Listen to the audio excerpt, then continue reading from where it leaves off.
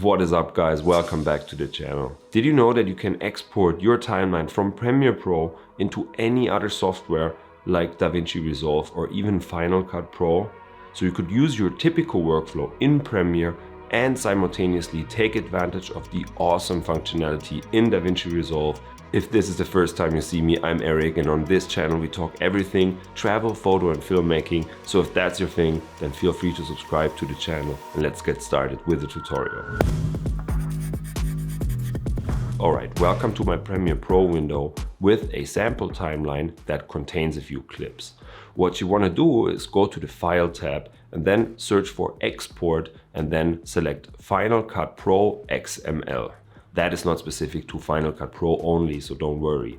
An XML is basically a standard file that can talk to many, if not all, industry standard editing softwares. It doesn't really matter if it's Premiere or Final Cut or whatever, probably even works with Windows Movie Maker. So hit the like button if you remember that software. The file contains all information as how you arranged each clip, where you made the cuts, transitions, and where you applied the music and so on. Now keep in mind, it is not exporting the media itself, only the metadata. So for the sake of this tutorial, I like to put the XML into the same folder with all of the media assets.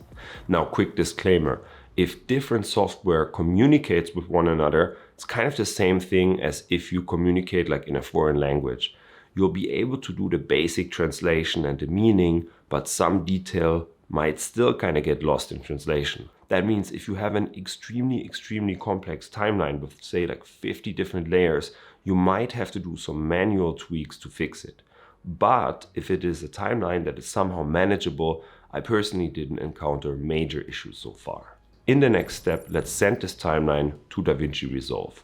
So I go to the Edit tab, right-click on the top left where it says Media Pool, and I hit Import Media from XML. Next, Resolve will open up this dialog window and ask me about the source file. So I select the folder with the XML and I leave most settings unchanged. What is important is that you tick both of the boxes here that say automatically set project settings, because that way Resolve is basically copying the resolution, project frame rate, and so on from Premiere. Now, all we gotta do is hit OK, and then that way we got everything nicely imported into Resolve. Sick. Alright, so stick around a little bit more because I will show you on how you can get it back into Premiere Pro after you have applied some changes. Now let's say I used Resolve to apply some sophisticated color grading to that timeline and I want to export it back to Premiere Pro to finish my project. No problem, all we have to do is go to the Deliver tab with a little rocket icon and up at the top select Premiere XML. Once again, I use the same folder to save it.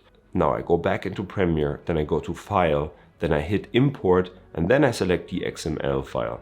Now you see that I got the nice color grading from Resolve applied to Premiere. Feel free to share with a friend that uses different software or absolutely needs to know this functionality. I would also love to hear what editing software is your favorite. And with that said, I hope you have a good day and I'll see you guys in my next video.